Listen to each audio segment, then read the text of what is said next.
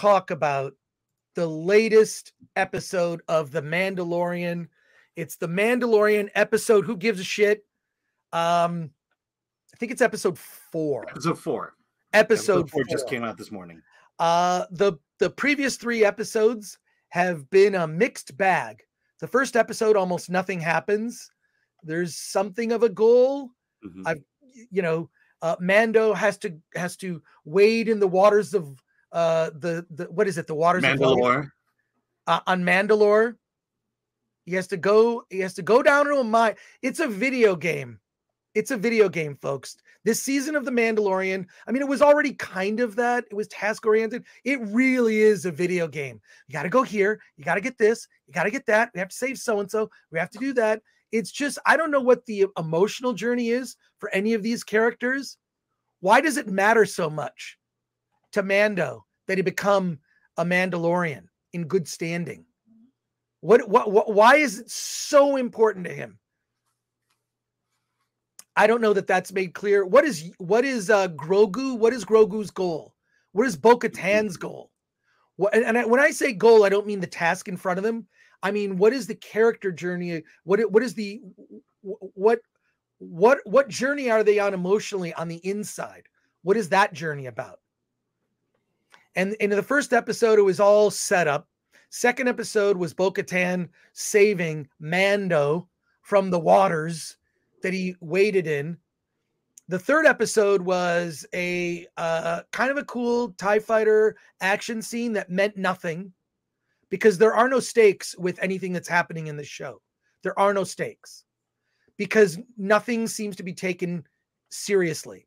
And it also seems to have diverted in tone to it's a show for children. Now that's fine. I just think that the way that the events are unfolding is it seems like this is for kids.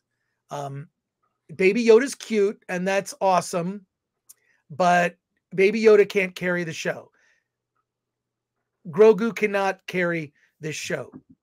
This third episode that had these kind of bookends with Mando, and then this middle story with the scientist that's being rehabilitated to basically start a cloning program to clone Snoke. Clone Snoke from who? Or maybe that doctor. Look at that doctor's face. Is that doctor? I'm going to have a Snoke theory right now. When was the last time you heard that? There. The doctor kind of looks like Snoke. That doctor that's doing the cloning program, maybe that's Snoke. Maybe he mixed kind of his own DNA with DNA of the Emperor, so it would be Force infused, and then ended up with sort of this ugly behemoth of Snoke. No, seriously, look at a picture of the doctor and then look at Snoke. That's my Snoke theory for you. But it's all leading to the sequels anyways, and we know how those turned out. So I don't know that many of us care. Now, this fourth episode, I was just talking about this on the Nerdrotic Nooner. I just think that all the Mandalorian lore is stupid. You have to put the helmet on. You can put the helmet on as a kid, but you can never take it off. But you can take it off to eat, but you can't have anyone see you. But what if someone accidentally sees you? How do you get a haircut? How do you deal with hygiene? Also, why do they have to wear those helmets? What is the reason? I understand if we get into it when it comes to Jedi lore. Like when you start hearing what the philosophy is of the Jedi, it's selfless, material possessions. Jedi are not about material possessions. Like the Jedi lore makes sense to me. You have to grow and learn. You have you're a Padawan when you start. You need to learn to respect the lightsaber. At some point, you need to build your own lightsaber. You need to be trained by a Jedi master. You are a Padawan to that Jedi master. And at some point, you become a Jedi. The lore surrounding the Jedi makes sense to me. And they're baked into Jedi is very interesting lore and philosophy. There's interesting philosophy that are just baked into, becoming a Jedi and what it means. Being a Jedi is not as much to do with superpowers. It has as much to do with the who you are inside your heart. as much as like learning sort of, tricks and whatnot. But the Mandalorians, by contrast, the sort of lore and philosophy is not, it's just plain stupid. Is it based on any philosophy? Are there like, is there a reason? I feel like that we weren't given any real reasons as to why they need to hide their faces. In any case, this latest episode just felt like it could have been an episode of the old Land of the Lost TV show. I know I'm dating myself on that, but I love that show as a kid. I was a kid where this giant pterodactyl thing steals a kid, takes it, and is going to feed it to her little pterodactyl babies. And now the Mandalorians have to go save them. Some of these scenes just seem downright stupid because there aren't any faces, with the exception of Bo-Katan taking her helmet off for a moment in this episode. It's all just people in masks. It just doesn't make sense to me. It's hard to get emotionally invested in the guy whose helmet is painted purple as opposed to the guy whose helmet is painted blue. I'm not kidding. What are their personality traits? And what was cool about the original Boba Fett, which is where, all of this came from, because he wore the Mandalorian armor, was that you didn't know much about him. And the more I get to know the lore of the Mandalorians, the dumber it becomes. And I can see why the Jedi defeated them, because their philosophy makes no sense. In any case, the end of this episode, like the beginning of the episode, it looks like, so is Grogu being trained to be now a Mandalore? Are we going to just see a helmet on Grogu now, a little cute tiny helmet? Is he going to go for that? First of all, the baby's 50 years old and can't even speak. This is ridiculous. And that sort of fan baiting flashback scene during Order 66, when, you know what, I like, and by the way, I like Ahmed Best.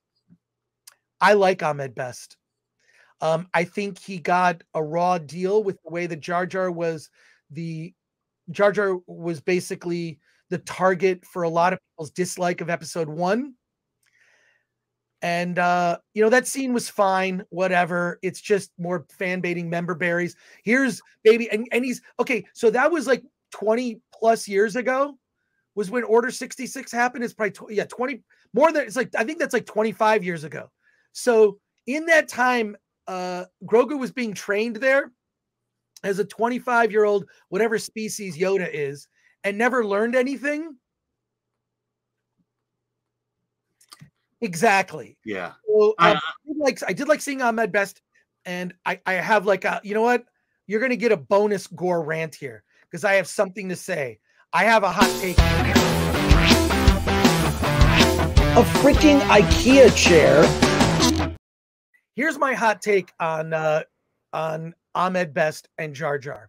And first of all, I was so excited to see episode 1. I went to the Star Wars celebration, which was at the Denver Museum of Flight in Denver, Colorado, or just outside Colorado, if I recall. It was in Denver, Denver area. In any case, I went to that first celebration. It was awesome. And I saw all the panels. I was so excited. George Lucas was basically just like his imagination unhinged. I love the look of episode 1, the trailers. I was so excited. Obi-Wan. I mean, the hype surrounding episode 1 coming out was crazy. And then there was this character Jar Jar, and it's like, okay, he's the comic relief. And Ahmed Best was at that Star Wars celebration in Denver, Colorado. And he did a thing called the Jar Jar Jam, which was Ahmed Best he basically DJ'd a party, and you could go to this party, and I went, and it was super fun. And Ahmed Best was there DJing with all these fans. And it was, I don't know if anyone who went to that Star Wars celebration, it was the first one, and Star Wars Celebration 1, it was like that. It was like Denver, Colorado was cosplaying as Dagobah because it was so soaked. It was a swamp. It was muddy. It rained the entire time, and all the panels took place in tents. And Anthony Daniels walked up the line and just thanked people for being there. And like all the stars that were just around and hung out. It was great. Then I saw episode 1, and I had heard that Jar Jar wasn't great, and people were not exaggerating. Okay. He was not great. But here is my hot take. The big problem with Jar Jar is screen time. That's it. There is always something in every Star Wars movie. There is something cute or something for comic relief that's in the background, this little side character. And Jar Jar was meant to be that character. What happened, unfortunately, is that Jar Jar was elevated to being the main character who effectively follows the hero's journey. It's not, when you look at all the characters from Star Wars Episode 1, there's no main character. Is Obi-Wan the main character? Is Qui-Gon Jinn the main character? Is Padme the main character? Is Anakin the main character? No, Jar Jar is. If you look at the hero's journey, unlikely hero, call to action, refusal of the call, leaves his homeworld, returns to the homeworld, becomes a conquering hero. And according to George Lucas, he based Jar Jar on the Disney character of Goofy, which I can believe. He's sort of goofy. He's sort of Buster Keaton, like walking around and stuff happening around him. He's also referenced Buster Keaton and Goofy. So here's the thing. If you've seen the Phantom edits, of which there are several different cuts, if you cut the screen time of Jar Jar down, he's not that bad.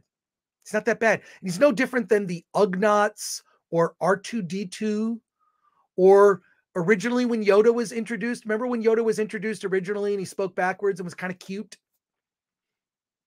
Jar Jar just needed less screen time. But George became so obsessed with him, he became the main character of the movie. And that's my hot take on Jar Jar. A freaking IKEA chair. All right, back to the Mandalorian episode. Yeah. Episode Who Gives a Shit. I just don't care. I don't feel that the stakes, I don't feel like the characters in the show even care about what's happening in the show. Yeah. Only because the script tells them. Now, Alan, my apologies. I have dominated the conversation here for a bit too long. But we have over 700 people watching us live. Please smash that like button and subscribe to the channel. Subscribe to the channel if you're not subscribed. Alan, I want to hear your take on the first 4 episodes of The Mandalorian.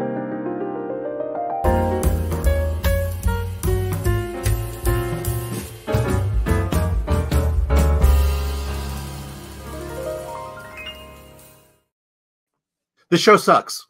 I mean, look, okay, so I'm in that position where I haven't seen the first 2 seasons. I saw a bit of the first season, but you know, and so I was gonna, when you see the review of episode 1 of season 3, I gave it the benefit of the doubt, and it confirmed everything. It's not a good series, and it's bad for several reasons. The episode that really turned me off was the 3rd one, when it went on kind of that side mission of the Empire rehabilitation program, and that entire sequence was horrible in terms of, you know, I think it wanted to be kind of like a Twilight Zone type episode, but the acting was horrible. Not the main guy, but the supporting characters in that. It was horrible. The dialogue, the way it was amateur hour. And, you know, there's got to be better actors in Hollywood. There's got to be a director who knows what he wants from, or she wants from a scene, but the dialogue comes off so stilted. It was unbearable to watch. And it dominated the majority of that episode. And then you had the good acting on the bookends with Pedro Pascal and Katie Sackhoff.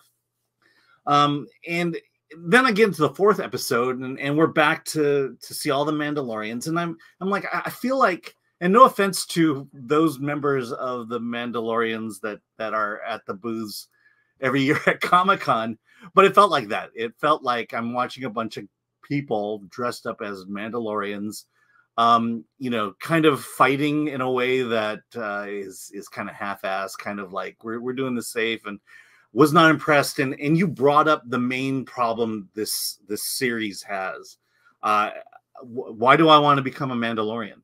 Well, why do I care? They live. This is a cult because they live by rules, but there's no reason behind the rules. I mean,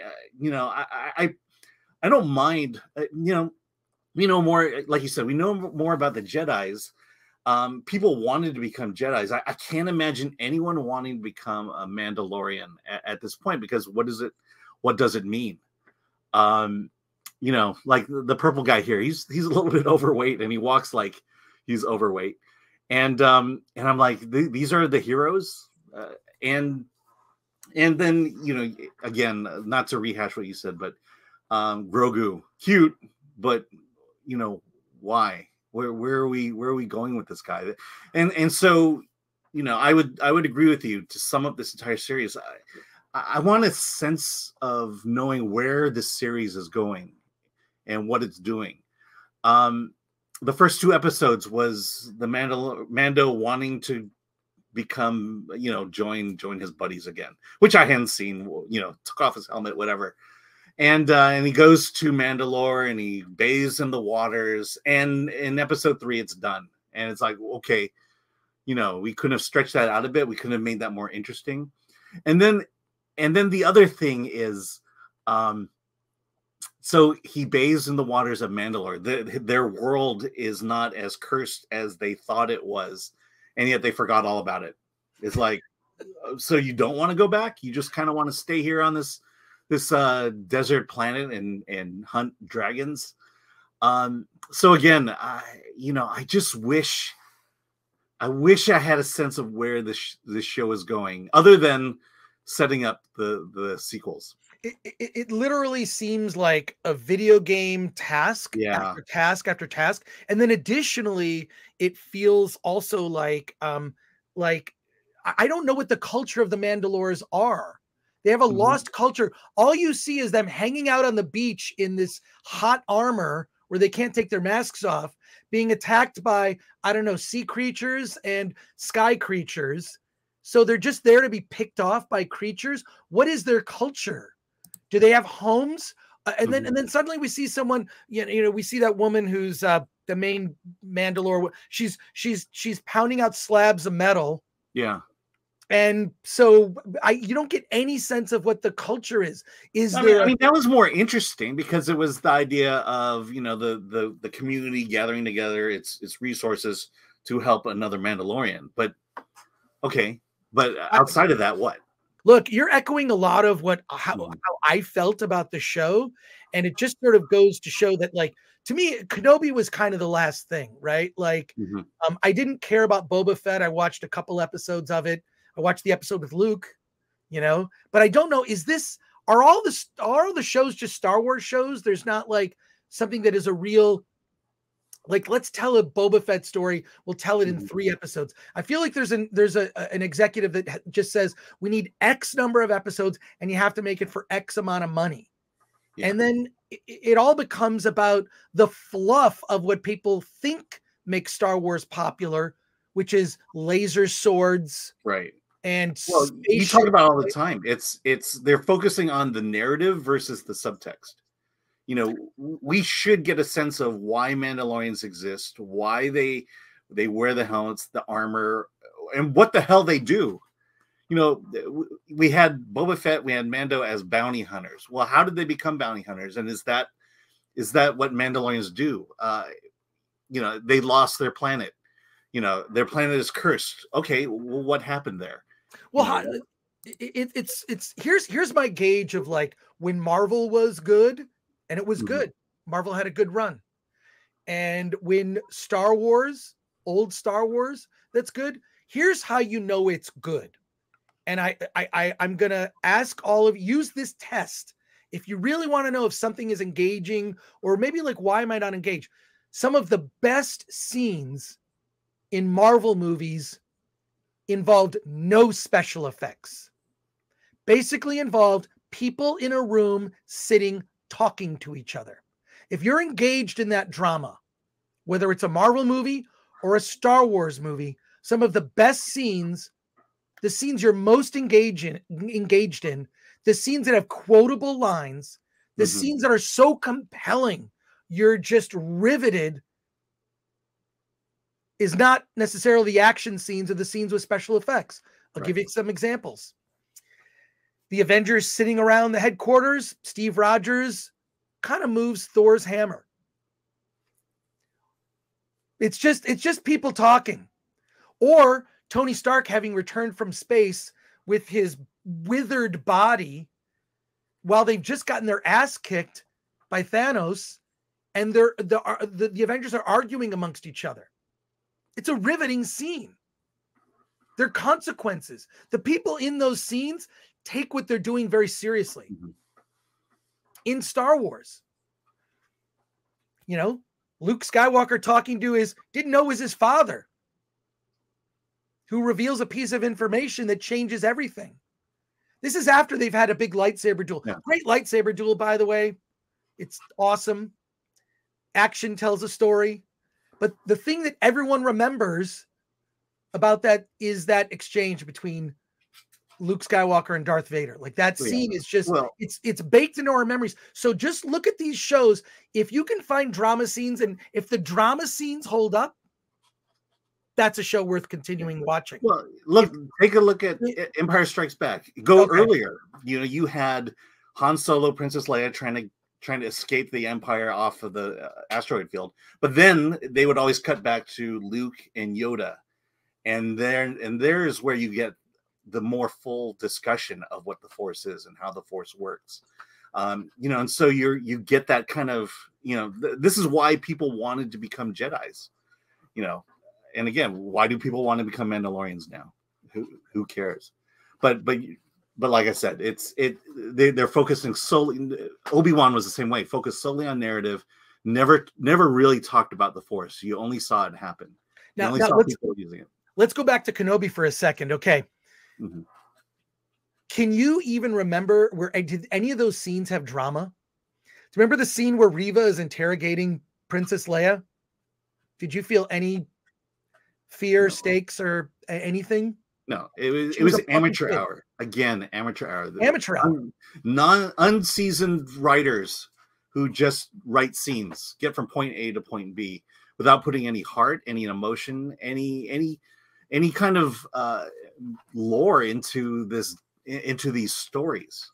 This is something that's been brewing in my mind a lot lately. But the current generation of writers have no idea what it is, no idea how to tell stories other than action. And the thing is this, I was like anticipating, like, oh my God, you know, this was my friend. You know, this Obi-Wan, this is my friend. Yeah. He's now a husk, a shell of what he used to be. He's now encased in this, he's half man, half machine. What is their dialogue in those scenes? It was ridiculous. It was cheesy. It was out of a video game. That had so much potential. Obi-Wan Kenobi and Darth Vader should never have fought. What he should have done is they should have had a confrontation where Vader says, if you leave this planet, I will destroy you. He should have learned that he had a son, that there were, like, you know, that his children lived. He should have, there could have been so much drama in just scenes where Obi-Wan and Darth Vader were talking, and they missed it. They did amateur action and thought that was going to satisfy the audience. This stuff now is for kids with low expectations, and it's so disheartening. And I have what some might think is going to be a shocking announcement. In just over a month, this show, Hollywood on the Rocks, will be canceled to make room for a new show called Critics Court: Star Wars on Trial. The show is going to start the first week of May. It is going to replace Hollywood on the Rocks for a little over a month. And we are going to put Lucasfilm on trial for the murder of the Star Wars franchise. We will be bringing on guests guests for the prosecution, guests for the defense. I'll be the judge. You, the viewers, will be the jury, and it starts the first week of May, whatever the first Wednesday of May. That's when the show begins. I don't have a calendar in front of me. And we will, on Wednesdays, be doing Critics Court, Star Wars on Trial. And we are going to go through 9 charges, which, God, it was last summer, Alan and I, and with your help, put together a list of 9 charges against Lucasfilm. We're going to adjust those, and we're going to be putting on a trial in courtroom fashion, and you will decide. You will decide. So that starts in May. A lot of May 3rd. May 3rd. Yeah, May 3rd is when it starts. So May the 4th be with you. Eve is when Critics Court begins.